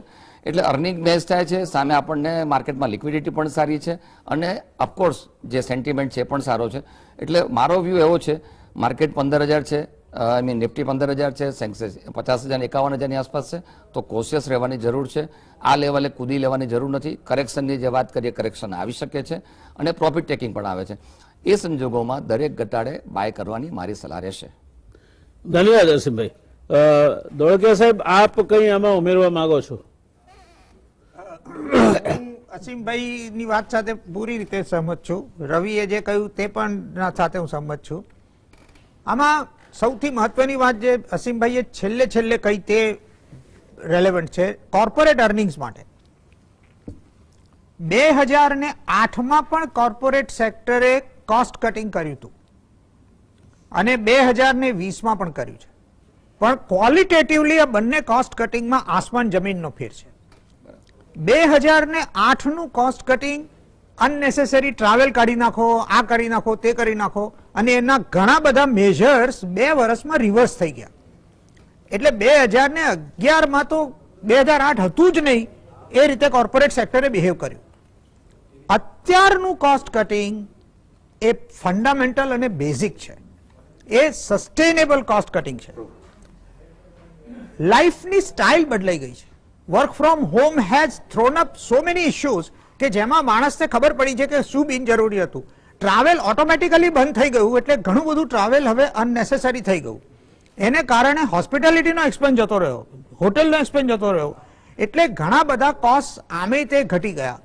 હવે આ જે lean and thin corporate cost structure ઊભું થયું છે એ મારા હિસાબે વધારે લાંબો સમય ટકશે. એટલે 2021-22 ને તમે 2018ની સાથે કમ્પેર કરો તો એમાં 2 ફંડામેન્ટલ ચેન્જીસ છે. સપ્ટેમ્બર 2019માં કોર્પોરેટ ટેક્સ સ્ટ્રક્ચર બદલાઈ ગયું. એની ઇમિડિયેટ અસર તમને 19માં દેખાય, પણ એટલી બધી ના દેખાય. એને રિયલ અસર જે છે એ 21-22માં આવશે. 20-21માં એટલા માટે નહીં કે 20-21 was A wash out year, એટલે કોર્પોરેટ પ્રોફિટ્સ અધરવાઇઝ પણ ઘટી ગયા હતા, એટલે એની બહુ અસર ના પડે. પણ 21-22માં સપ્ટેમ્બર 2019ની અંદર જે ટેક્સના સુધારા કરવામાં આવ્યા હતા એની રિયલ અસર જોવા મળશે. અને બીજું કે કોસ્ટ કટિંગની અસર પણ 21-22ની અંદર જોવા મળશે. હવે બીજું કે સ્ટોક માર્કેટનું મહત્વની દ્રષ્ટિથી આપણે વાત કરીએ તો આ બધા ઇન્ડિકેટર્સ એમને આપ્યા. એક ફંડામેન્ટલ ઇન્ડિકેટર બીજો એ પણ છે કે સ્ટોક માર્કેટ દેશનું કેટલું ડેવલપ છે, and how good it is as an instrument of raising resources and mobilizing resources. So that is the market capitalization to GDP ratio. GDP at current prices, nominal GDP. 2015ની આજુબાજુ 14-15ની આજુબાજુ આ ratio 65 થી 70% હતો. That means એ વખતે GDP પણ ઘણી ઓછી હતી. So 65 થી 70% GDP was the market cap. આજના ઉછાળા પછી બીએસસી નું market cap 2 lakh crore cross કરી ગયું, 200 એટલે 200 લાખ કરોડ, અને આપણી જીડીપી એ 2020-21 ની જીડીપી આપણી નોમિનલ ટર્મ્સમાં 1,74,000 કરોડ છે, 194 લાખ કરોડ. એટલે first time market cap GDP ને એક્સીડ થયું. So it has crossed 100%. એટલે આપણે 65-70 થી વધીને 100 સુધી પહોંચ્યા છીએ. અને હવે જો આપણે માનીએ કે આ લેવલ સસ્ટેન થાય તો 14% નોમિનલ જીડીપીમાં વધારો થશે, અને જો રેશિયો સિમિલર રહેવાનો હોય તો માર્કેટ કેપમાં પણ 14% વધારો થઈ શકે. એટલે આઈ વિલ વેન્ચર, તમારો સવાલ હતો કે આવતા વર્ષે નિર્મલા સીતારામન, યુ આર અઝ્યુમિંગ કે નિર્મલા સીતારામન જ હશે, અને હું આઈ એગ્રી વિથ યુ, પણ એટલે આવતા ફેબ્રુઆરીમાં જયારે બજેટ રજૂ કરશે, કઈ વાંધો નથી. આવતા ફેબ્રુઆરીમાં જયારે બજેટ રજૂ કરશે ત્યારે હું એમ માનું છું કે આ વખતે રજૂ કર્યું ત્યારે સેન્સેક્સ 46,000 હતો. આવતા વર્ષે હું નથી માનતો કે 55,000 થી નીચે હોય. એટલે therefore I am venturing, I am taking my neck out. એટલે 9,000 મીન્સ ઓવર 20% રિટર્ન તમને સેન્સેક્સ એટલે કે સ્ટોક માર્કેટ આપી શકે છે. રવિભાઈ, 2 મુદ્દા આપની પાસે જાણવા છે. ડોક્ટર સુબ્રમણ્યમ સ્વામી સેડ કે Indian stock market is a rigged market. એને અમુક લોકો ચલાવે છે, અમુક લોકો પાડે છે. How far you agree with it? અને બીજું કે હમણાં આજે રિઝર્વ બેન્કે એક નવું ઇન્સ્ટ્રુમેન્ટ નાના રોકાણકારો માટે બહાર મૂક્યું છે. એ ગિલ્ટમાં રોકાણ કરવાની વાત કરે છે. તો આ જે છે નાના રોકાણકારો ગિલ્ટ એકાઉન્ટ ખોલી શકશે એટલે શું, અને એમાં શું ફાયદા મળે? પેલો આન્સર આપવો થોડું જલ્દી છે, એટલે ઇન્ટરેસ્ટિંગ છે અને આપણા ટોપિકની આસપાસ પણ છે. ડેફિનેટલી જે મીન્સ કે થોડા લોકો ચલાવે છે ના કહી શકાય, કારણ કે મેં સપ્ટેમ્બરમાં આપણે સાથે જ શો હતો, આપણે સાથે હતા, ત્યારે મેં કીધું હતું કે ભારતનું શેર બજાર આત્મનિર્ભર છે. તો એ આત્મનિર્ભરતા હજી સુધી ભારતે બતાવી છે. સેકન્ડ કે થોડા લોકો, કારણ કે બધી વસ્તુ માનવથી જ ચાલે છે, મીન્સ કે એ ગાડી હોય કે પછી દેશ હોય, બધા હવે કોઈ એવું કે દેશ એક વ્યક્તિ ચલાવે છે તો હા પ્રાઇમ મિનિસ્ટરના હાથમાં છે, પછી અલગ અલગ વિંગ હોય. એ જ રીતે શેર બજાર છે એ નિફ્ટી 50 ની કંપનીઓ, 50 કંપનીઓનો બનેલો નિફ્ટીનો ઇન્ડેક્સ છે, અને 30 કંપનીનો બનેલો સેન્સેક્સ છે. તો આ 30 કંપનીની અર્નિંગ જ શેર બજારને ચલાવે છે. કે આ 30 કંપનીઓના પ્રાઇસ છે 30 કંપનીના શેરના જે ભાવ છે એની એવરેજ વધતા ઓછી એવરેજ બધાની છે વેઇટેજ વાઇઝ માર્કેટ કેપના, પણ આ 30 કંપનીઓનો વેઇટેડ એવરેજ છે. કારણ કે જો S&P 500 જો તમે યુએસ નો ઇન્ડેક્સ જોશો તો 500 કંપનીઓ છે એમાં, તો એ 500 કંપનીના ફંડામેન્ટલ એ ઇન્ડેક્સને ચલાવે છે. નાસ્ડેક જો તો એ 100 છે, તો એ 100 કંપની એના ફંડામેન્ટલ ચલાવે છે. આપણામાં એ ઇન્ડેક્સમાં ઓછી છે, એટલે એમને આમ વાત સાચી પણ છે કે 30 કંપનીઓને આ 50 કંપનીઓ ભાવ ચલાવે છે. હાલાકી આ ચાલે છે એની પાછળ જોઈને ઘણા ચાલે છે, મીન્સ કે જેમ લીડર ચાલે એની પાછળ ફોલોઅર્સ ચાલે, તો જો કોઈ ઇન્ડેક્સનો કોઈ સ્ટોક ચાલે છે તો પાછળ એના ફોલોઅર્સ નાની મિડ કેપ કંપનીઓ છે કે સ્મોલ કેપ કંપનીઓ છે ચાલે છે. આ ટાઈમનું ઇન્ટરેસ્ટિંગ, હું બકુલ સરની વાતથી ફૂલ્લી એગ્રી છું. જો તમે નિફ્ટીની કંપનીઓની માત્ર 50 કંપનીઓના ઓપરેશનલ માર્જિનનું સ્ટડી કરો છેલ્લા 3 ક્વાર્ટર, તો 10% વધુ છે. મીન્સ કે કંપનીઓએ છેલ્લા 3 ક્વાર્ટરમાં 10%નું પોતાના ઓપેક્સ ઓપરેશનલ કોસ્ટિંગ છે એને સુધારીને માર્જિન વધાર્યા છે. અર્નિંગ્સ હજી પણ ઘણી કંપનીની પ્રી કોવિડ પર નથી આવી, પણ પ્રોફિટ આવી ગયા છે. તો એનું બેઝિક રીઝન એ છે કે કંપનીઓએ ઘણા કોસ્ટના સેવિંગ કર્યા છે. તો આ એક બેઝિક રીઝન છે. થોડું હું ડાયવર્ટ થયો, પરંતુ આ એક બેઝિક રીઝન છે કે આપણું માર્કેટ હંમેશા નિફ્ટીની 50 કંપનીઓ અને સેન્સેક્સની 30 કંપનીઓનો વેઇટેડ એવરેજ છે, એટલે આના ઉપર જ ચાલવાનું છે. અને હા, ગમે માર્કેટ, ઇન્ડિયા નહીં, એસસીસી જે યુએસ નું રેગ્યુલેટર છે એના આપણે સેબી કરતા પણ ત્યાં ડબલ ટ્રિપલ કેસીસ ત્યાં પણ ચાલે છે. તો આવી રીતે જયારે કોઈ માર્કેટ હોય છે ત્યાં સાચું ખોટું થોડું થોડું થતું હોય, કોઈ લિક્વિડિટી પુશ, કોઈ પણ આપણું રેગ્યુલેટર એટલું સ્ટ્રોંગ છે કે આ મેઝર્સમાં ઘણી બધી આપણી સાથેની ઇકોનોમીએ પોતાના શેર બજારમાં શોર્ટ સેલિંગ ઉપર પ્રતિબંધ મૂક્યો હતો. ભારતીય શેર બજારે આવું ક્યારે વિચારવું પણ નહીં, અને એના જ હિસાબે FIS 1.5 લાખ કરોડ આના પછી ભારતીય શેર બજારમાં પુટ આઉટ કરવા. કારણ કે કોઈ પણ આજે હું પણ એક ફંડ મેનેજર છું કે બીજા બધા ફંડ મેનેજરો છે એ જ્યારે ત્યારે કોઈ કંપની કે શેર બજારમાં કે કોઈ કન્ટ્રીમાં ઇન્વેસ્ટ કરતા હોય છે ત્યારે એક્ઝિટ પહેલા જોયો છે. એન્ટ્રી તો ગમે ત્યાં થઈ શકે છે, પણ હું જ્યારે એક્ઝિટ કરીશ ત્યારે દેશની કન્ડિશન, એ કંપનીની કન્ડિશન કેવી હશે, ત્યાં લિક્વિડિટી શું હશે, તો આ બધું જોઈને આ લોકો ઇન્વેસ્ટ કરતા હોય છે. અને આ બધા જે નિયમોનું જે પ્રતિપાલન જે સેબીએ કર્યું છે અને જે એફઆઈએસ માટેનો એક સારો વે બનાવ્યો છે, તો મારા હિસાબે આને સૌથી મોટું દાદ આપવી પડે કે આપણા માર્કેટે આટલું બધું નેગેટિવિટી છતાં એફઆઈએસ નું માત્ર 10 દિવસમાં લાખ કરોડ આસપાસનું સેલિંગ હતું, એને એબ્ઝોર્બ કરી દીધું માર્કેટે. તો આ એક સૌથી મોટી ભારતીય માર્કેટ માટે એક સારી એવી પ્રતિકૃતિ છે, અને આગળ જતા મારા હિસાબે આને જ લોકો ફોલો કરશે. સેકન્ડ જે તમારો ક્વેશ્ચન હતો એ ઘણો ઇમ્પોર્ટન્ટ છે. ભારતની આર્થિક વ્યવસ્થામાં આ એક ઘણું મોટું સ્ટેપ છે. હાલાકી હજી એટલું એને પ્રાધાન્ય કે હજી એટલું મીન્સ તમારા સિવાય મેં કોઈ પાસે હજી સાંભળ્યું નથી કે કોઈનો ક્વેશ્ચન પણ મેં મીડિયામાં નથી જોયું, પણ આ સૌથી મોટો ક્વેશ્ચન છે કે આ ભારતીય માર્કેટનું અને જે ગિલ્ડ ગવર્મેન્ટ સિક્યુરિટીઝ શું છે પેલા ચર્ચા કરી લે. ગવર્મેન્ટ સિક્યુરિટીઝ એ છે કે જેના દ્વારા ગવર્મેન્ટ પોતે નાણાં માર્કેટમાંથી ઉઠાવે છે. હવે આ નાણાં જ્યારે ગવર્મેન્ટ ઉઠાવે છે તો એના સામે ગવર્મેન્ટ ઇન્ટરેસ્ટ આપે છે. અત્યાર સુધીનું શું સ્ટ્રક્ચર હતું કે વચ્ચે બ્રોકર હતા, કે વચ્ચે બેંક્સ હતી, કે વચ્ચે ફાઇનાન્શિયલ ઇન્સ્ટિટ્યૂટ હતા, અને એના થ્રુ રિટેલ લોકો કરી શકતા. મીન્સ આજે તમારે ગવર્મેન્ટ સિક્યુરિટીઝમાં નાણાં રોકવા છે તો તમારે કોઈ બેંકમાં અકાઉન્ટ ખોલીને પછી ત્યાં તમે એની પાસે રોકી શકો. હવે ખુદ રેગ્યુલેટર પોતે ત્યાં કાઉન્ટર પાર્ટી છે, હંમેશા સામેની વ્યક્તિ કાઉન્ટર પાર્ટી હોય છે. એટલે તમારા નાણાંનું જે રિસ્ક, બધાને એવું લાગતું હતું કે ગવર્મેન્ટ સિક્યુરિટીઝમાં પણ રિસ્ક હોઈ શકે. ઘણા એવા લોકો છે, મીન્સ આજ તો શેર બજાર નહીં, જ્યાં પણ રિટર્ન છે ત્યાં રિસ્ક છે એટલું માનીને ચાલવું જોઈએ. પણ આમાં તો સામે રેગ્યુલેટર તમારી કાઉન્ટર પાર્ટી છે, અને તમે ડિરેક્ટલી કોઈ પણ વચ્ચેના બ્રોકરેજ વગર, કમિશન વગર તમે directly reserve bank of India દ્વારા તમે બોન્ડનું પરચેસ કરી શકશો. આના હિસાબે રિઝર્વ બેંક ઓફ ઇન્ડિયા ઘણી સારી રીતે લિક્વિડિટી મેનેજ કરી શકશે. રિઝર્વ બેંક ઓફ ઇન્ડિયાને કોઈ પણ ફાઇનાન્શિયલ ઇન્સ્ટિટ્યૂટ ઉપર નિર્ભર નહીં રહેવું પડે, અને લોકોને પણ ડાયરેક્ટ રેગ્યુલેટર પાસે, ગવર્મેન્ટની સંસ્થા પાસેથી તમે આજે ગવર્મેન્ટ સિક્યુરિટીઝ લઈ શકશો. અને એના ઉપરનું જે આવતું ઇન્ટરેસ્ટ છે, જે 8% આસપાસ અત્યારે જનરલ ઇન્ટરેસ્ટ છે, તો મારા હિસાબે રેપો રેટ જયારે 4% છે ત્યારે 8%નું ગવર્મેન્ટ સિક્યુરિટીઝ ઉપરનું રિટર્ન છે, તો એ વધારે બેટર કહી શકાય.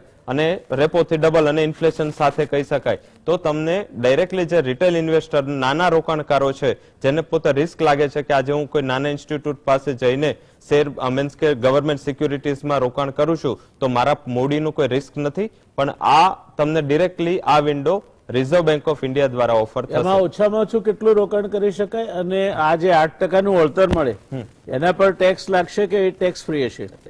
હા, એના પર ટેક્સ હોય છે, એના ઉપર ટેક્સ હોય છે. લોંગ ટર્મ જે 20 વર્ષ ઉપરના બોન્ડ હોય છે એમાં ઘણા ટેક્સ ફ્રી બોન્ડ પણ ગવર્મેન્ટ ઇસ્યુ કરતી હોય છે, પણ એના રેટ ઓફ રિટર્ન 6.5 થી 6% આસપાસ હોય છે. તો બંને બોન્ડ્સ ઓપ્શન છે, ગવર્મેન્ટ સિક્યુરિટીઝ બંને અવેલેબલ છે. આમાં રિસ્ક પણ ઓછું છે, મીન્સ કે જે રીતે શેર બજારમાં રોજ વોલેટિલિટી થાય છે એ રિસ્ક પણ ઓછું છે. અને સેકન્ડ જે આનું એક થોટ તમારે ધ્યાન રાખવું જોઈએ કે જ્યારે ત્યારે ગવર્મેન્ટ નવી સિક્યુરિટી જ્યારે આપે છે તો ઇન્ટરેસ્ટ રેટ એ સિક્યુરિટીના બેઝ પ્રાઇસ ઉપરથી નક્કી થાય છે. આજે ફોર એક્ઝામ્પલ ગવર્મેન્ટ કોઈ 100 રૂપિયાની સિક્યુરિટી બહાર પાડે છે, 8.5%નું ઇન્ટરેસ્ટ રેટ આપે છે, તો ગવર્મેન્ટ એવું એઝમ કરે છે કે આ 100 રૂપિયા ઉપર 8.5% રિટર્ન. હવે આ 100 રૂપિયાનો ભાવ જો 110 રૂપિયા થઈ ગયો તો તમને રેટ ઓફ રિટર્ન ઓછું મળશે. એટલે આ બધા ઘણા એવા કન્સેપ્ટ છે જે તમારે ઓછામાં ઓછું રોકાણની કોઈ મર્યાદા ખરી? હા, જ્યારે ત્યારે નવા બોન્ડ્સ બહાર પાડે છે સરકાર ત્યારે આનું એક ઓપ્શન મીન્સ કે 1.5 લાખ આસપાસનું તમારે હોય છે. એમાં number of units 1000 multiply by કરીને હોય છે. તો આઈ થિંક કે 1.5 લાખ રૂપિયા આસપાસનું રિટેલ ઇન્વેસ્ટરને પણ હોય છે. પણ દરેક સિક્યુરિટી વાઇઝ આ જે અમાઉન્ટ છે એ ઓછી વધતા હોઈ શકે. કોઈ વાર ₹1 લાખ મિનિમમ હોય છે, કોઈ વાર 1.5 લાખ હોય છે, પણ જનરલ અત્યાર સુધી જે સિક્યુરિટીઝ ગવર્મેન્ટ ઇસ્યુ કરી છે એની એવરેજ 1.5 લાખ રૂપિયા it's a smaller coupon. Yes, smaller coupon. Yes, right. દર્શક મિત્રો, આ ખૂબ એક સારી વાત તમારા માટે, જે લોકો ₹1.5 લાખ સલામત રહે અને એને એ રોકાણ જ્યારે જોઈએ ત્યારે પાછું મળી શકે એવા રોકાણમાં તમે રિઝર્વ બેંક ઓફ ઇન્ડિયાની આ ગિલ્ડ સિક્યોરિટી આવે એ અત્યાર સુધી નાના રોકાણકારો માટે ઉપલબ્ધ નહોતી.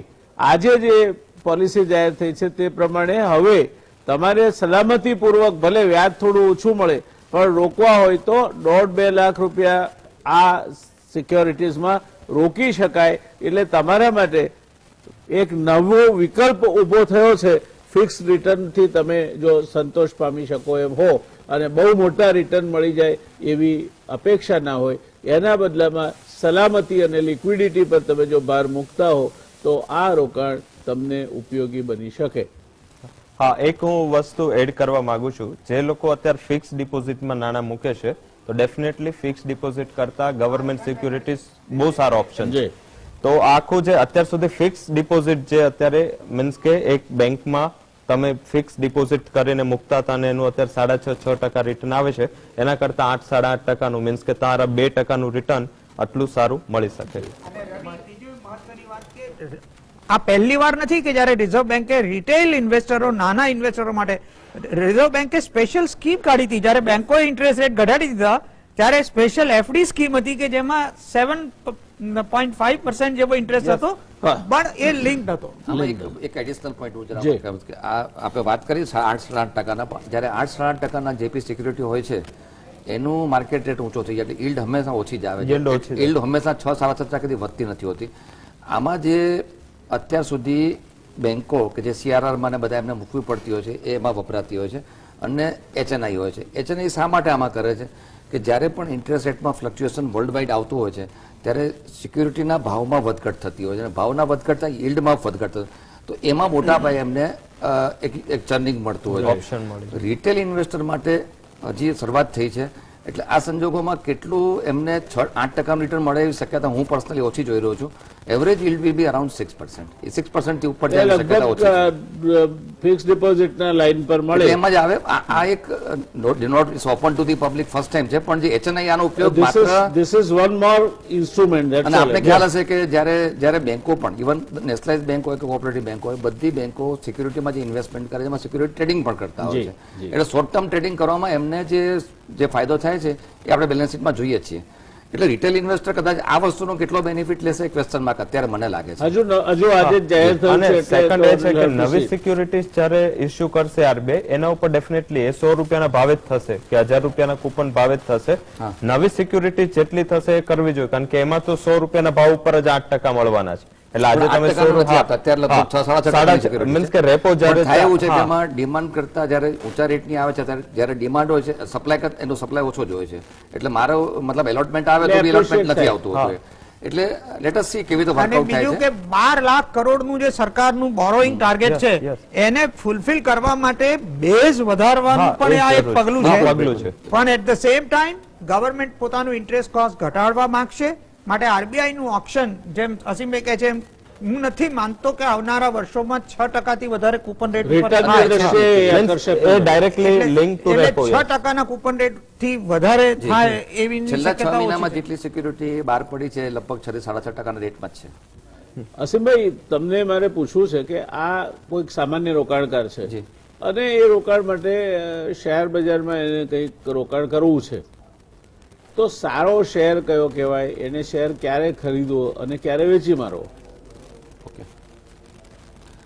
સૌપ્રથમ તો રિટેલ ઇન્વેસ્ટર, ખાસ રિટેલ ઇન્વેસ્ટર માટે મારે કહેવું છે કે જે ટ્રેડિંગના પર્સપેક્ટિવથી કામ નથી કરતા એમણે પોતાનો પોર્ટફોલિયો એવી રીતે બનાવવો જોઈએ કે માર્કેટની વધઘટને એબ્સોર્બ કરી શકે. એટલે અત્યારે તમે આ જે તેજી આવી અત્યારે એમાં તમે સેક્યુલર, આપણે સેક્યુલર શબ્દ આપણે ત્યાં બહુ જરાક ખડાયેલો છે, પણ સેક્યુલર શબ્દ એટલા માટે કહું છું કે લગભગ દરેક સેક્ટરે પાર્ટિસિપેટ કર્યું છે. એટલે જ્યારે આપણે સિલેક્ટ કરતા હોઈએ તો હું અત્યારે જો આપ મને આઈડિયલ પોર્ટફોલિયો કહેતા હો તો હું એક પોર્ટફોલિયોમાં રિલાયન્સ એડ કરું, ટાટા સ્ટીલ એડ કરું, હિન્દુસ્તાન લીવર એડ કરું. આ બધા શા માટે અલગ અલગ સેક્ટર? TCS સિલેક્ટ કરું. TCS સોફ્ટવેરમાં અત્યારે લીડિંગ કંપની છે. રિલાયન્સ આપણે જાણીએ છીએ કે અલગ અલગ સેક્ટરમાં કંપની કામ કરી રહી છે અને over a period of time તમે છેલ્લા 20 વર્ષનો બી રેકોર્ડ જોશો તો આ બધી કંપનીઓ ડિવિડન્ડ યીલ્ડથી માંડી અને ગ્રોથ આ બંનેમાં સારું કામ કર્યું છે. એટલે હું કહું ઇવન 2 લાખનો બી પોર્ટફોલિયો બનાવતા હોય તો એ પ્રમાણે એને એલોકેટ કરીને 5 થી 6 અથવા મેક્સિમમ 8 થી 10 સ્ક્રિપ્ટમાં ઇન્વેસ્ટમેન્ટ કરવું જોઈએ. અને મારો ખુદનો અનુભવ છે કે લગભગ 10 વર્ષે તમને આ 10 ટાઈમ્સ તમારું રિટર્ન છૂટતું હોય છે. એટલે સારું રિટર્ન જો કરવામાં આવે તો ડિવિડન્ડ જો ગણતરી કરવામાં આવે તો એવરેજ તમને 10 ટાઈમ્સ 10 વર્ષમાં રિટર્ન છૂટે છે. અને એ છતાં પણ જેમણે ડાયરેક્ટલી માર્કેટમાં નથી જવું તો એસઆઈપી કરીએ. એસઆઈપીના ઘણા બધા ઓપ્શન્સ છે મ્યુચ્યુઅલ ફંડના, એમાં પણ આપણે ઘણું બધું સારું રિટર્ન મળે છે.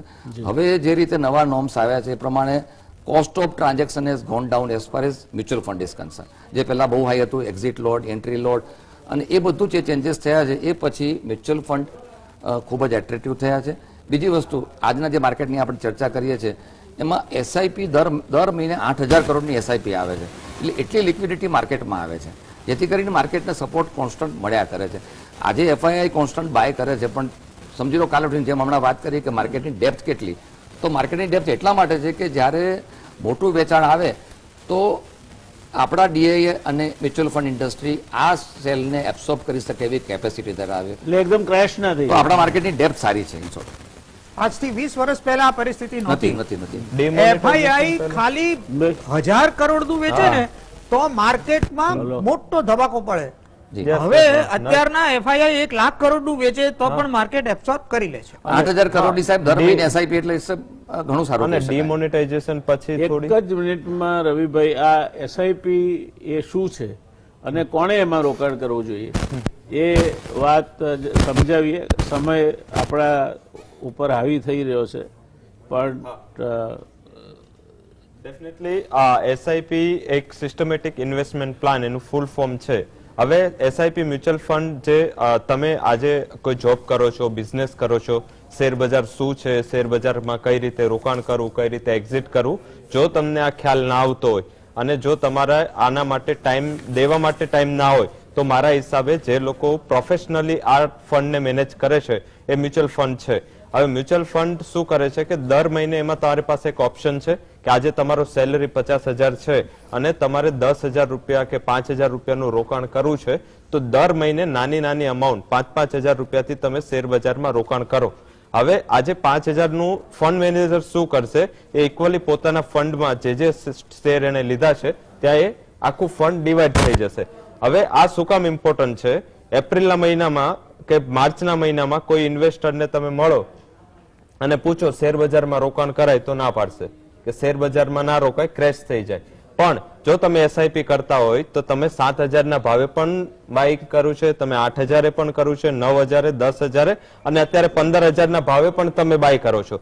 એટલે તમારી બાઇંગની એવરેજ છે 8,000 થી 15,000 ની વચ્ચે થઈ જાય. તો એના હિસાબે તમારે જયારે ખરીદી કરો છો તો એ થોડા ઓછા ભાવે થાય છે. અને જે રીતે સિસ્ટમેટિક એક્ઝિટ પ્લાન પણ છે, જે રીતે ઇન્વેસ્ટમેન્ટ પ્લાન છે એ રીતે એક્ઝિટ પણ તમે સિસ્ટમેટિક કરો તો આના હિસાબે એસડબ્લ્યુપી જેને કહેવાય છે વિડ્રોલ પ્લાન, તો આના હિસાબે તમે ઇન્વેસ્ટમેન્ટ કરશો અને જયારે એક્ઝિટ કરશો તો તમારા રોકાણના રિટર્ન ઉપર કોઈ નેગેટિવ ઇમ્પેક્ટ ના પડે. તો જે લોકો માત્ર સેલરાઇટ છે, ટાઈમ આપવાનો ટાઈમ નથી, એ લોકોને મારે પ્યોરલી એડવાઇસ છે કે લોકો એસઆઈપી થ્રુ ઇન્વેસ્ટ કરે. તમને જયારે ઇન્વેસ્ટ કરશો ત્યારે ખ્યાલ નહીં આવે, પણ જયારે જે લોકો ઇન્વેસ્ટ કર્યું છે, જે લોકો એસઆઈપી કરી છે અને એની વેલ્થ જે જમા થઈ છે એ જયારે ત્યારે તમને એકવાર આવશે ત્યારે તમને એક મોટું કોર્પસ બનશે. તો મારી એવી એડવાઇસ છે કે ધીમે ધીમે કરીને માર્કેટમાં રોકાણ કરવાનો સૌથી બેસ્ટ વે છે. દર્શક મિત્રો, આપણા ત્યાં એક કહેવત છે કે ટીપે ટીપે સરોવર ભરાય ને કાંકરે કાંકરે પાળ બંધાય. આ ટીપે ટીપે સરોવર ભરવાનો પ્રયાસ એટલે એસઆઈપી. મહિને 2,000, 5,000 તમારી ક્ષમતા પ્રમાણે 10,000 એ રોકો અને ભેગું થતા થતા થતા જે સરવાળે તમને એક કોર્પસ ફંડ મળે, મોટું ફંડ મળે, તે આ સિસ્ટમેટિક ઇન્વેસ્ટમેન્ટ પ્લાન એનો અર્થ થાય. ઘણી બધી બાબતો છે, શેર ક્યારે વેચવા ક્યારે નહીં વેચવા, પણ એક વાત આ ચર્ચાના સમાપનમાં મારે તમને કહેવી છે કે કોઈ પણ શેર સાચા ભાવે ખરીદી શકાતો નથી અને કોઈ પણ શેર સાચા ભાવે વેચી શકાતો નથી. તમે જયારે અમુક નફો લઈને શેર વેચી મારો છો પછી ભૂલી જાઓ, પછી ભલે શેર વધી ગયો એની ચિંતા નહીં કરવાની. શેર ખરીદ્યા પછી એ તૂટી જાય તો એની તમે જો વ્યવસ્થિત સમજીને ખરીદ્યો હશે તો પાછો 2-4 મહિનામાં તમારો એ ખાડો પુરાઈ જશે. અને છેલ્લે દોસ્તો, શેર વેચશો તો જ તમને પૈસા મળવાના છે. શેરના પ્રેમમાં પડશો તો એ પૈસા નહીં મળે કે હજુ 10% વધ્યો, હજુ 15 વધે છે, 20% મળે છે. તમે નક્કી કરેલો જે નફો લેવાનો છે એ નફે જેમ દુકાનદાર પોતાની વસ્તુ વેચી મારે છે તેમ તમે જો ટર્નઓવર વધારી એ નફો લઈ અને બીજામાં રોકશો, જો તમે આ પ્રકારના રોકાણકાર હો કેટલાક લોંગ ટર્મ ઇન્વેસ્ટર્સ હોય છે કે શેર લીધા પછી એ લીધા, કંપની બરાબર છે, મેનેજમેન્ટ બરાબર છે, તમારા વતી કંપની જાગે છે અને કામ કર્યા કરે છે. હા હા, કોણ સાહેબ?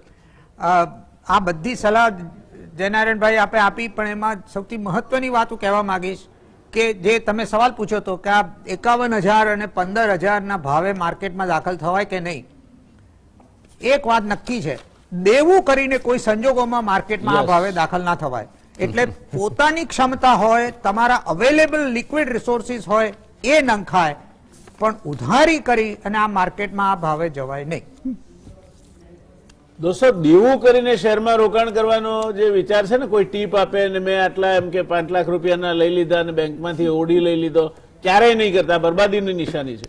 તમારી પાસે તમારા પૈસા છે જેના પર વ્યાજનું ભારણ નથી, પાછા ચૂકવવાની જવાબદારી નથી, એ પૈસા તમે એક વખતે નાખશો, નુકસાન કરશો તો પણ તમે બીજી જગ્યાએ ક્યાંક પાછા એમાંથી આવી શકશો. માટે બકુલભાઈ સાહેબે કહ્યું વાત શતશઃ સાચી છે. દેવું કરીને શેર બજારમાં પૈસા રોકી અને કમાણી કરવાની વાત કરતા હો તો ભૂલી જજો. સર, નુકસાને બુક કરતા કરવું શીખવું પડે એવું છે માર્કેટમાં. હા, એટલે તમારે ક્યારે કેટલે વેચી મારો, તમારે પ્રોફિટ બુક કરવો. તમે T20 સમજીને એન્ટર થયા અને નીકળી ટેસ્ટ મેચ. હંમેશા એ છે. જોકે આ બધી ઘણી બાબતો છે, આપણે કદાચ એકાદ બીજું પણ આના ઉપર ચર્ચાનો દોર ચલાવીશું. ક્યારે વેચવો, ક્યારે નહીં વેચવો, ક્યારે નુકસાની, શેર નીચો જતો જતો જતો 10 રૂપિયામાંથી 4 રૂપિયા થઈ જાય તો નક્કી કર્યું 5 રૂપિયા થાય એટલે વેચી મારવાના, નહીં તો 4 ના 2 રૂપિયા થઈ જશે. તમે જેમ શેર નીચે જાય છે એમ ખરીદીને કેટલાક લોકો સરેરાશ કરતા હોય છે. આ ભૂલ નહીં કરતા, રાસ કરેલા. એટલે તમે આ ધંધામાં નહીં પડતા. દર્શક મિત્રો, ખૂબ મહત્વની ચર્ચા હતી, ખૂબ મજા આવે એવી ચર્ચા હતી અને ટૂંકા સમયમાં ઘણી બધી જાણકારી આપે એવી ચર્ચા હતી. ત્રણેય નિષ્ણાતો બકુલભાઈ ધોળકિયા સાહેબ, ભાઈ અસીમભાઈ અને રવિભાઈ, ત્રણેયનો હૃદયપૂર્વકનો આભાર. દર્શક મિત્રો, આવતીકાલે એક વિચિત્ર વિષય છે અને વિષય છે પનોતી કોને નડે અને કોને ના નડે. આપણે પનોતી શબ્દ ઘણા વખતે જુદા અર્થમાં વાપરતા હોય છે, પણ શનિની પનોતી તમને નડે કે ના નડે, ક્યારે નડે, ક્યારે ન નડે અને એની જ્યોતિષના ઉપર આધારિત ચર્ચા આવતીકાલે 9 થી 10 ના સમયમાં આપણે કરીશું. તમે જો એ પનોતીના ગાળામાંથી પસાર થઈ રહ્યા હો, થવાના હો, અથવા તો એમાં એ વિશે જાણવામાં તમને રસ હોય તો આ ચર્ચા જોવાનું ભૂલશો નહીં. મળીએ આવતીકાલે એક નવા વિષય સાથે, નવી પેનલ સાથે. ત્યાં સુધી શુભરાત્રી, ટેક કેર.